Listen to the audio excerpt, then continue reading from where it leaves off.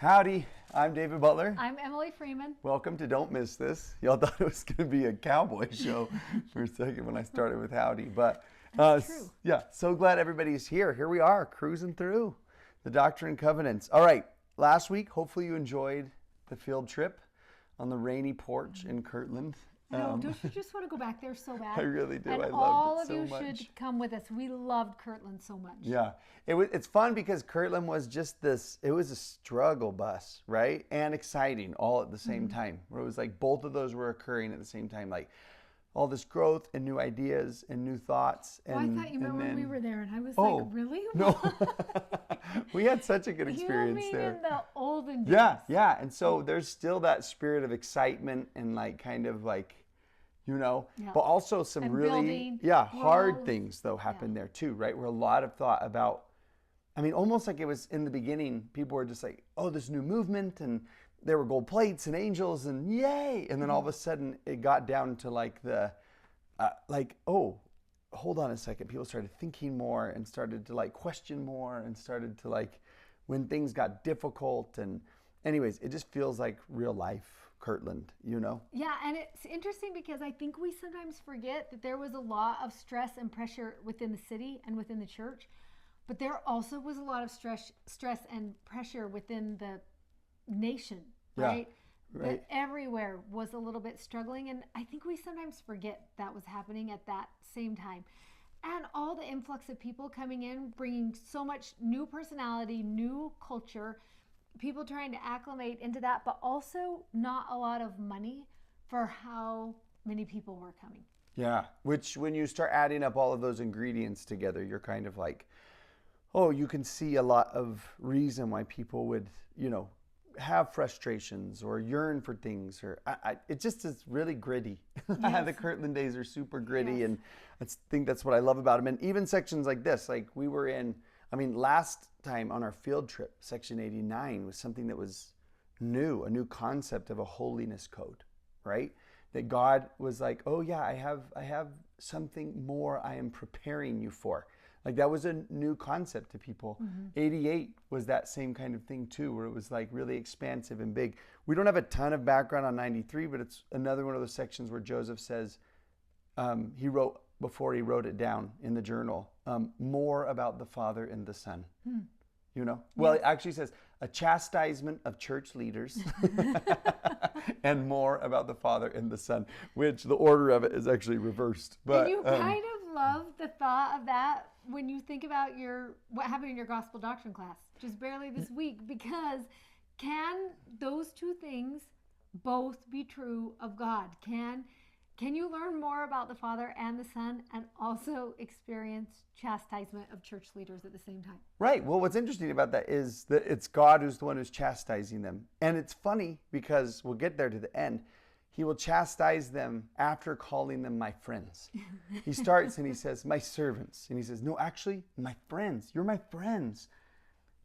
You need to repent, And you're kind of like, initially, we live in this culture of either or right now, or at least it's a lot of the conversations that we're both having and hearing, that people are just like, wait, no, either God loves you and lets you do whatever you want, or he's really restrictive and holds you back and has demands for you. And this lady in our ward during Sunday school yesterday made this comment where she just said, I believe in a God who is gracious and merciful and gives me so many chances and lets me take my own pace in life and will go as slow or as fast as I'm willing to go. She says, but I also believe that he expects things of me, and that he has things that he wants to correct and wants to say to me. And when she was done, I thought to myself, like, actually, that's the most important comment I've heard all week, because she's kind of laying out the fact that he can be both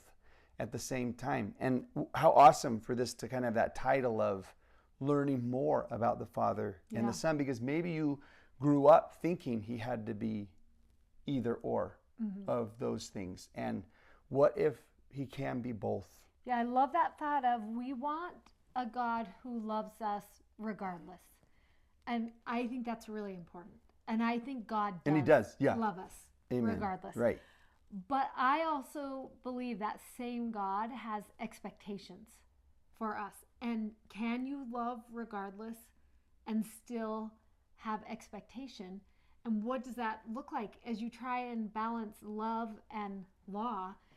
And sometimes expectation is love.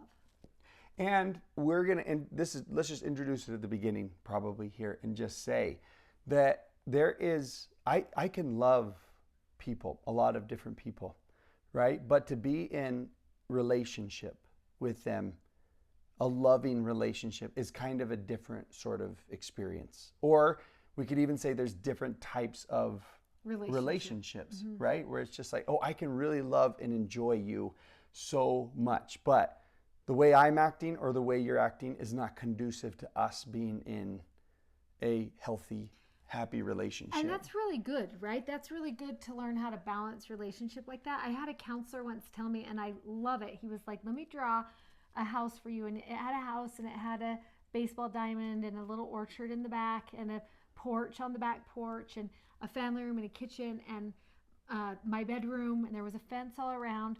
And then he said this, I want you to think in your life, who are your orchard friends and who are your back porch friends and who's allowed to walk in the door without knocking friends and who's family room friends and who has refrigerator rights, right? They can just go and open up the refrigerator, and who's allowed in your bedroom. And it was so interesting to think about it on a piece of paper, because I was like, oh my gosh, that really is true. Like, I have orchard friends and I have refrigerator rights friends, and I have friends that would walk in the front door unannounced, and I have other friends who would knock. And it really is just the level of relationship. And would that be true with God? Do we work on deepening a relationship with God, and what would that look like? And would there be expectation involved? Yeah, and what kind of relationship do you want to have with him, right? So if we want one that's based just off of he loves me, then it's like you actually already have it. Good job. Yay. He already does. He always will. But this section starts with almost a call to, well, would you like to be in another kind of relationship? Would you like to experience a fuller, I love that thought of just a fuller relationship with God. Yeah. And that word fullness is kind of it's our word for the week. And it's a word that just shows up all throughout this section 15 times. We put that little box on your journal so you could write that we're talking about 15 times here. And it's we put the different words there. Fullness of light, of glory, of power, of grace and truth, of joy, of knowledge. And then we are adding in this idea of, and of relationship. But come back to that idea of, do you just want God to love you regardless? Great. Yes, he already does. If you're interested, though, in that he will accept that he'll be like, if this is what kind of relationship you want, I will accept that from you. But then be happy about it. Great. Okay. Yeah, but if you're interested in more light or more glory or more power or more grace and truth or more joy or more knowledge, that's going to be a fuller relationship, right? That's going to require entering into this fullness that he talks about. And in 93, he's going to write down the expectation of a relationship like that. Yeah. So it starts with this call in verse 1 where he just says, and we have this little graph with the... This is my favorite part of all of 93. It's right at the very beginning. Numbers in it. In verse 1, it says, thus saith the Lord. And actually, negative one, verse 0 could say, verily thus saith the Lord, I already love you.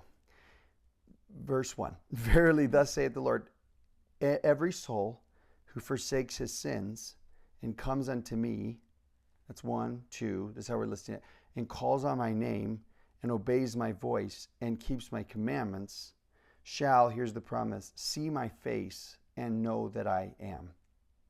And we love this. We put this quote from President Faust right here next to us where he said, I would surmise that all who are members of this great church have a desire to see the face of the Savior.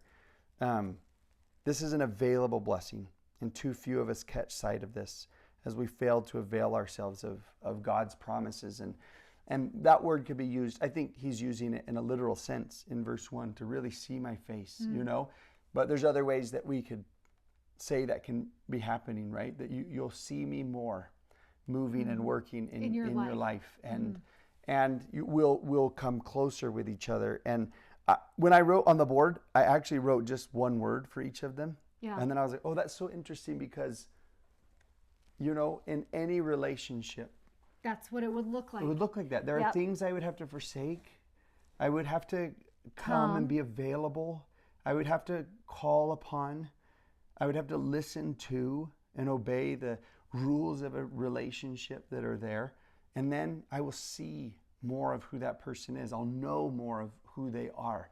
And one thing that we love about this, and we put on here so you can kind of see this circle, because sometimes we make lists like this. Usually we make them bottom to top, where we're like, then you're going to do this, then this, then this, then this, then this, then this. And then you've arrived at this place.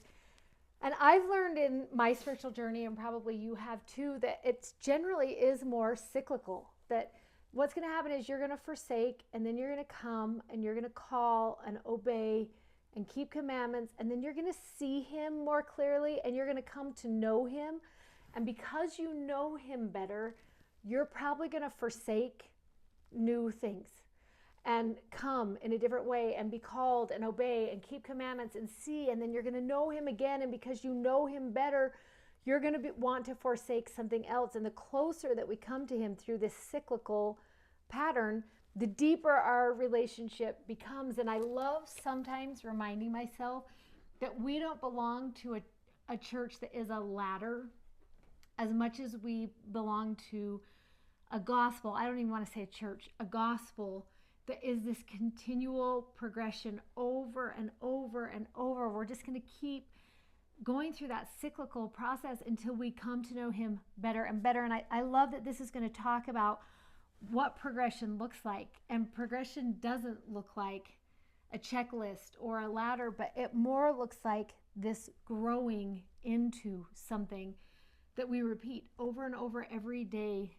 of our life, and again and again, and one more time we do that. I love when you read through Jesus's progression.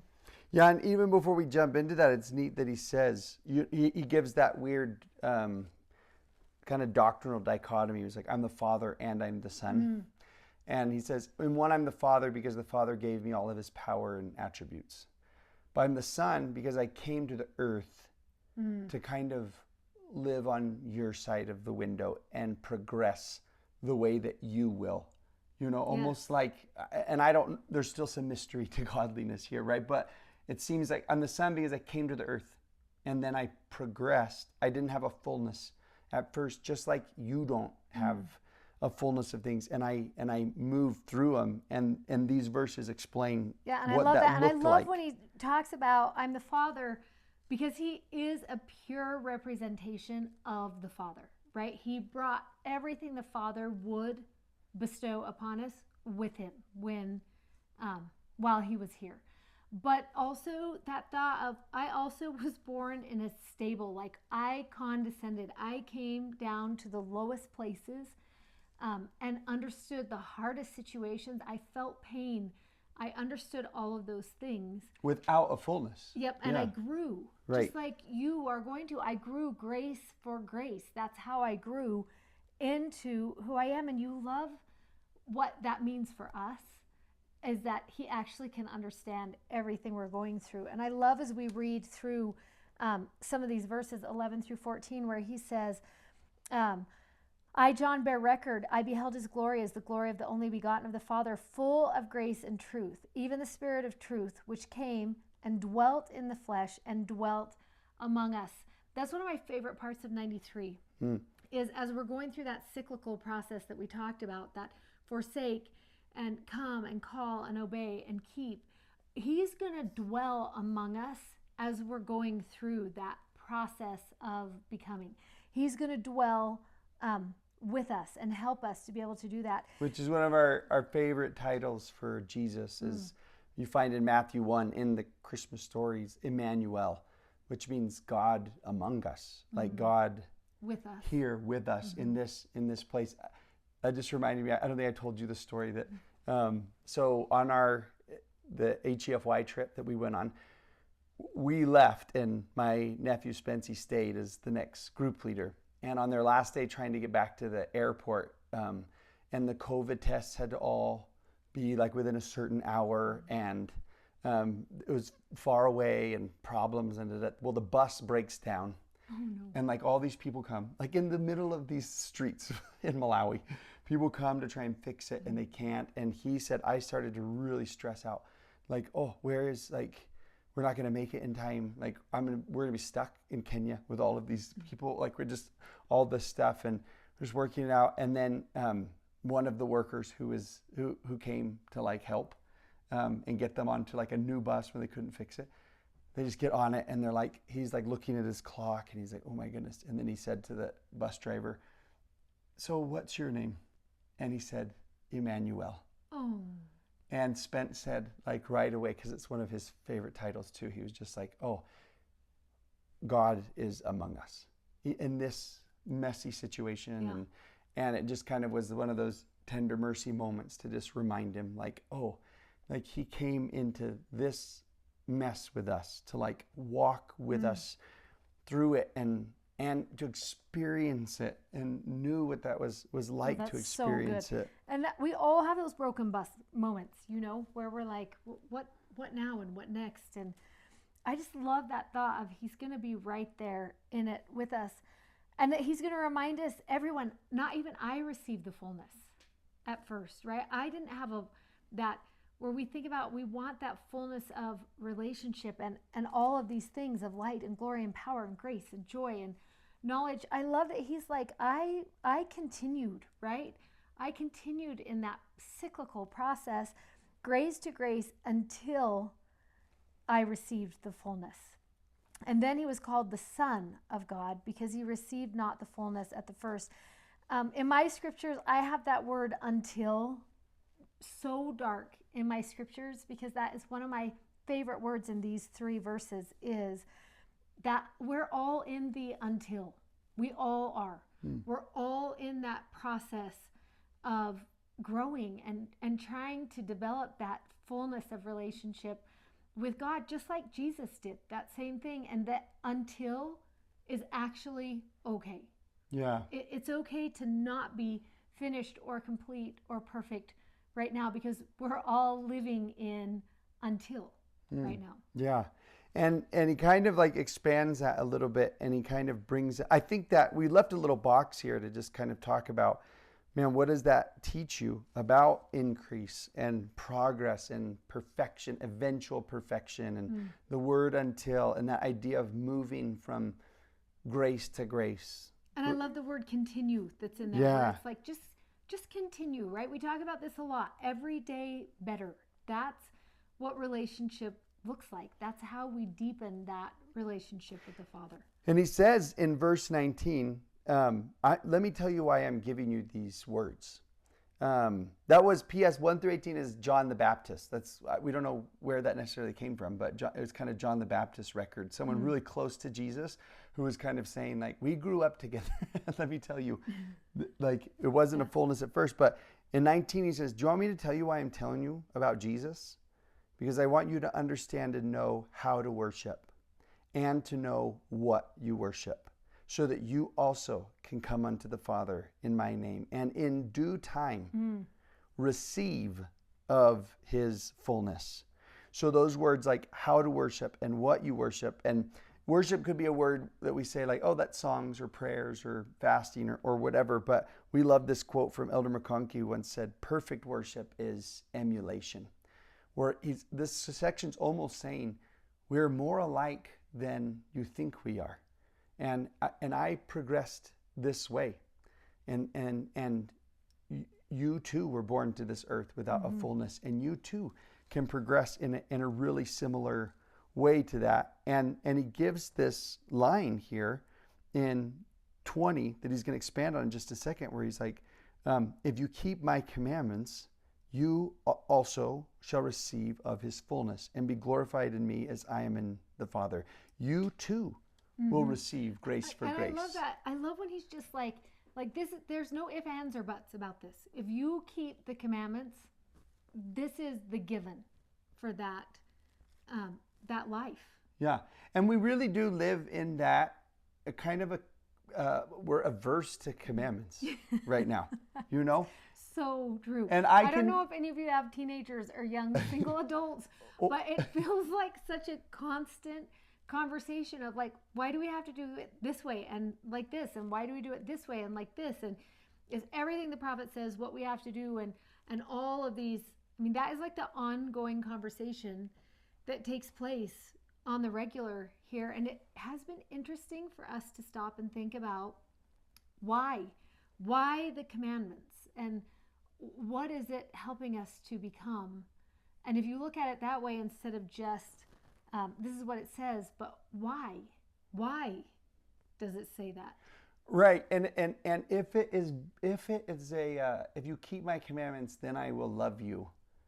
Then that's the wrong way to look at it. If that's the kind of God that you believe in, then that's not true. Yeah, because the scripture is, if you love me, keep the commandments. Commandments become an expression of our love. That's what commandments become. And trust.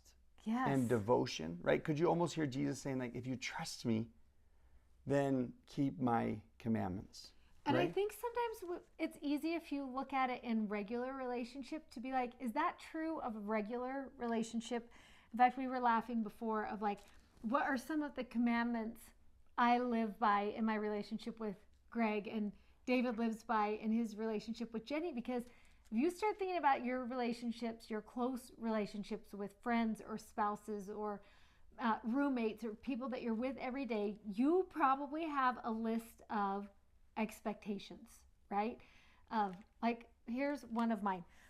When our house is completely clean, the day that is cleaning day, Greg has a commandment or an expectation or a rule, which is you cannot cook fish like salmon on that day, because he's so excited to walk in the house and smell the soft scrub. He loves it. It's like one of the favorite parts of his life.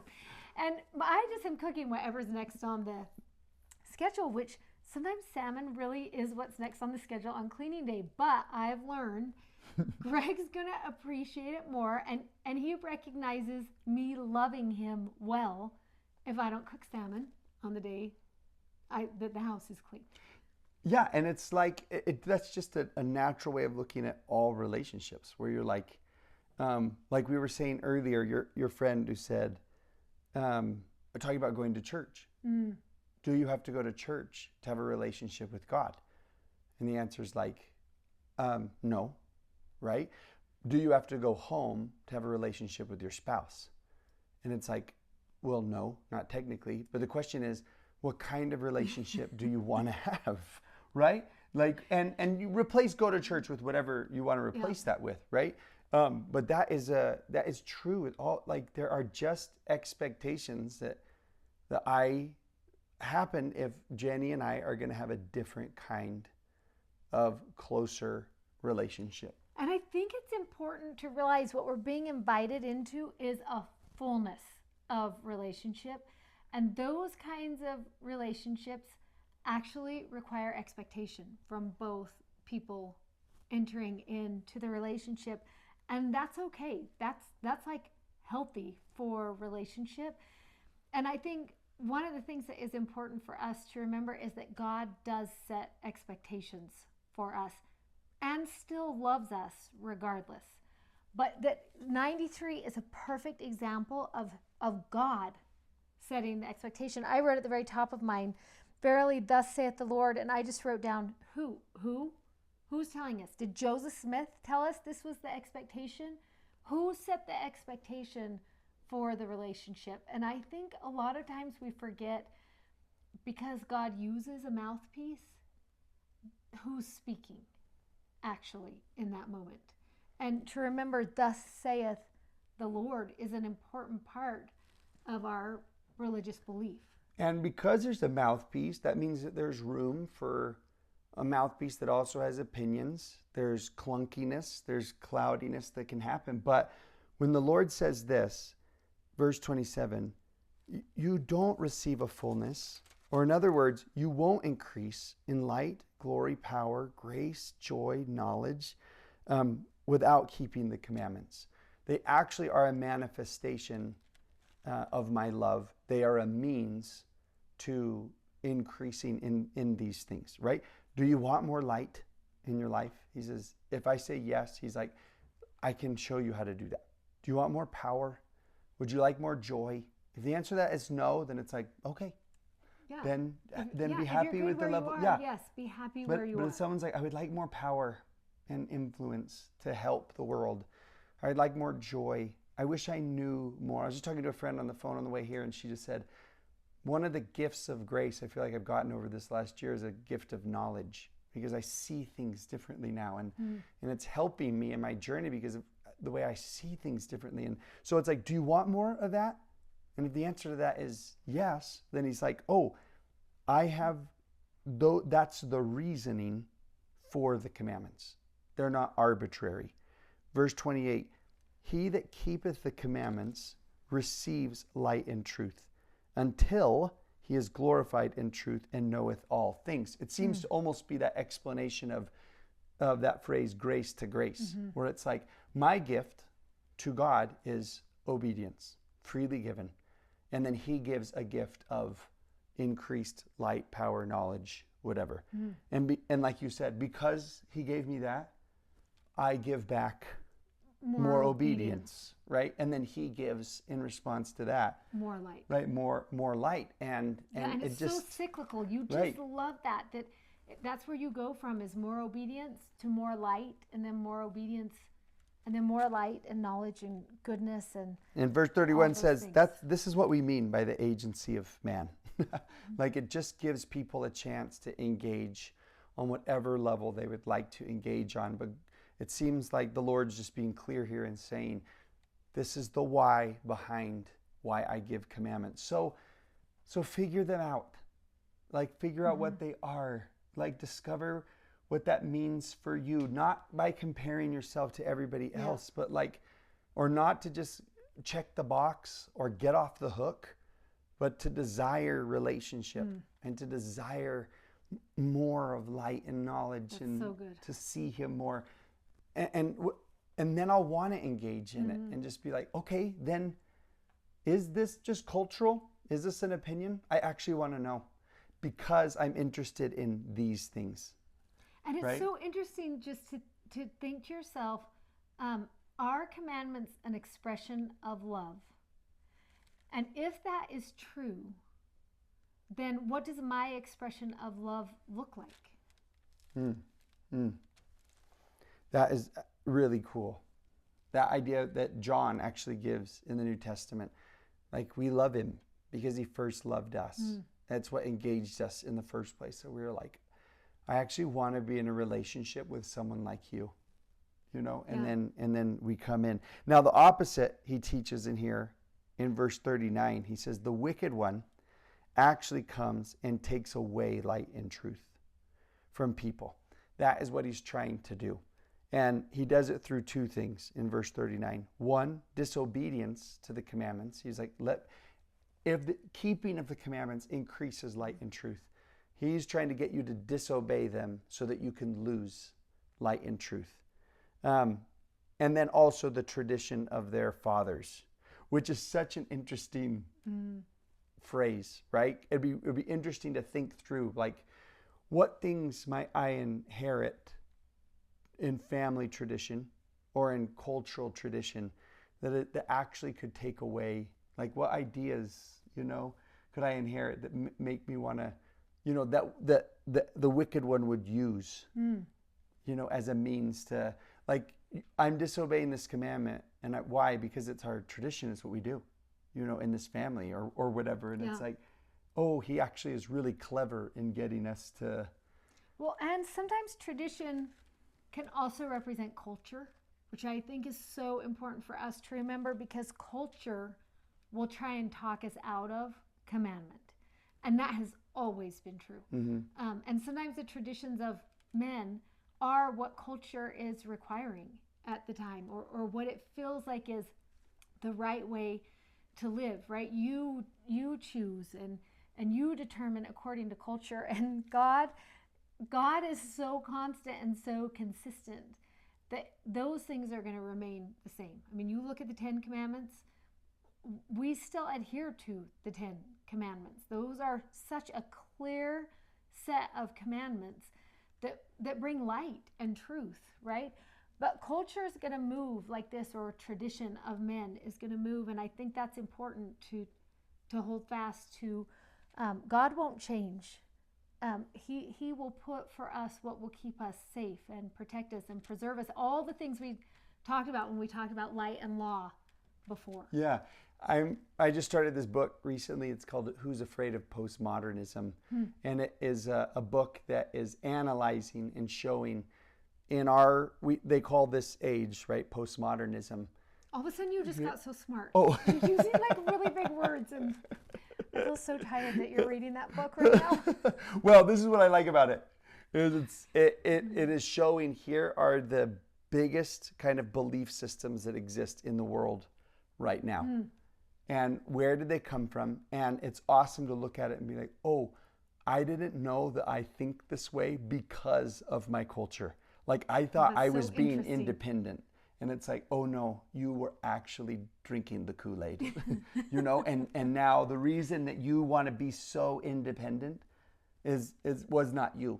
It's actually like, so it's been good for me to like read, to just kind of see like, oh, I inherited that idea from the world around me, and which ones I want to think, you know? It makes you want to go back to the how to worship and what to worship, because you almost love that God is like, no, here, let me remind you, just this and this is going to bring a fullness of all these things. Just come back to this, and a fullness will be found there. Actually, it just makes me feel like, oh, I'm just so glad there is a constant. Yeah, right. And to like, even though sometimes we're like, it can be a little bit clunky for God to have human mouthpieces. I'm like, I am just so happy that there are multiple ways he can clarify and speak and reach me. You know, like that's just, he can reach me through music, ideas, books, songs, movies, friends.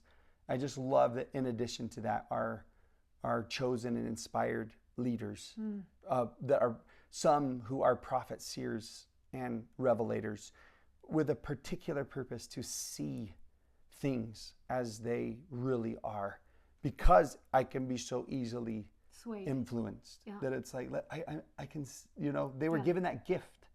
I was in a meeting with Elder Bednar once, and someone actually said to him like, I have read that verse so many times and have never seen that. How come you can see it and I can't? And he was like, oh, that's only because God has given me, for this time in my life, the gift of seership.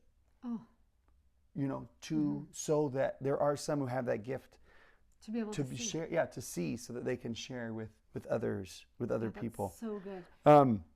Oh, what were you going to say? I was just going to go on to this thing. Okay, so the section wraps up, which is fun, because he's talking to the first presidency, is who this was kind of directed to. And then he just goes through starting in 40 and just starts to say, okay, so just so you know, you're giving this to the rest of everyone else, but I've commanded you to bring up your children in light and truth also. That's what I want you to do as parents. And he goes through each member of the first presidency and tells them, you haven't done that very well. and you need to focus, which when I read this section earlier today, you know, kind of getting ready for this, I'm not calling myself a member of the first presidency or anything, but sometimes as a institute teacher and just a teacher in general, or a writer or speaker or whatever, I put a lot of effort into that work and that ministry. I feel called to it, you know, to do that. And it can be really, really easy to get so caught up in the work of that it's like, but what about your own kids? That's so good. Like, have you reserved anything for the them? people under your roof? Because I had a good friend who actually, like, he's like, he stopped teaching seminary full time because he was like, I just realized my best lessons were at the school and they weren't at home, and I couldn't navigate that very well. And I do love too, as you come down from that, like that reminder of your most important work is for the people who live under your roof. You know, that's where your greatest work and your greatest miracles will happen. And maybe because it's where you can have the most influence. Because like change requires closeness and it requires consistency. Yeah. And so to have a chance to live in close relationship with people, it's really one of your only, I mean, you really don't get too many opportunities in life to have closeness and consistency with people. Like, you just don't have time. There's no time or energy for it. But you can. With those. And, with some. And not saying that's always happy, right? And always successful. And just because you're putting your time in that place doesn't mean everything's going the way it should. And I find really great comfort in verse 43 and in verse 44, where he says, set in order your own house. And then he says it again, therefore first, set in order your own house. And I think it's so important to realize that's also a cyclical process, that you might have things figured out for a time and then someone's going to come and knock down your blocks and you're going to set in order that house again, and you're going to do it again and again. And I have been a mother for 3 decades, and none of my kids even live in my house anymore, but I am still setting in order my own house regularly and praying over my people and trying to figure out how to best enter into relationship with them. And for some of you, entering into relationship might be having come follow me every Sunday with your kids. And for some of you, it might be just figuring out how you can bring up Jesus even once in a conversation and what that looks like. And some of you might not even be able to use the word Jesus, but you can be an expression of his love in that conversation. And setting in order your own house is going to look different for all of us at different times. But I love that it's okay for it not to be in order all the time. It almost feels like he's given us permission to be like, okay, here's your work and here's your call in the world. But also, first, go back home and set in order your house. And in 3 months from now, go back home and set in order your house. And Sunday, when things don't go well, and that night, set in order your house. And that also feels like a cyclical process that we're going to be in. This is a gospel of relationship. I think we forget that. That is the gospel we believe in. It is relationship based. And that has to do with the Spirit, the Father, and the Son, right? Building right relationship with them. But I love when we think about the 2 commandments, love God, right? Be in relationship with God, but also love man, love your neighbor, love your kids, and be in right relationship there. And that feels like the struggle of mortality. That feels like our most important work here, is that figuring out relationship and a fullness of relationship everywhere. And I love that the Spirit is so good to guide us in that arena, both our relationship here on earth, but also our relationship here as well, of what could we be doing better in all of these places. And if you shut off all the outside noise, the Spirit will tell you. It will tell you of earthly relationship, and it will tell you of heavenly relationship, what we could do better. Yeah, and I just love that idea of a God who's both of those things, who's one who's just like, I already love you. It's why I'm engaged in your life in the first place. He gives if giving commandments is a manifestation of unlove, it's kind of like, wait, unlove seems to be ignoring. Yeah. You know? But he's like, I already love you, but I also want more with you.